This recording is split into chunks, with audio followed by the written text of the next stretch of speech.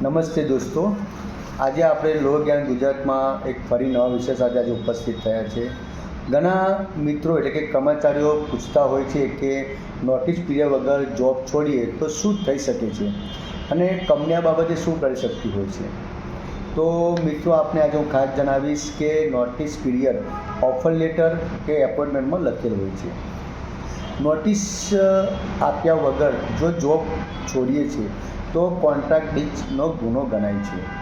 તો આવા સંજોગોમાં કંપની શું કરી શકતી હોય છે કર્મચારી સાથે? તો આ બાબતે નોટિસ પીરિયડ જે હોય છે એના તમને અમુક રકમ આપી શકે છે અને એક્સપિરિયન્સ રિન્યુઅલ લેટર એ પણ તેઓ રોકી શકે છે. સાથે full and pay and full settlement પણ અટકાવી શકે છે. તો આવા સંજોગોમાં કંપની શું કરી શકતી હતી આપણા કર્મચારીઓ સાથે? તો મિત્રો, સૌથી પહેલાં તો સેલેરી સંપૂર્ણ જપ્ત કરી શકતી નથી, જબરજસ્તી જોબ પર કામ કરવા માટે બોલાવી શકતી નથી, જેલ કે પોલીસની એક્શન લઈ શકતી નથી. તો બીજી વાત કહે કે એમ્પ્લોય એટલે કર્મચારીઓ માટે તેઓ શું કરી શકે છે?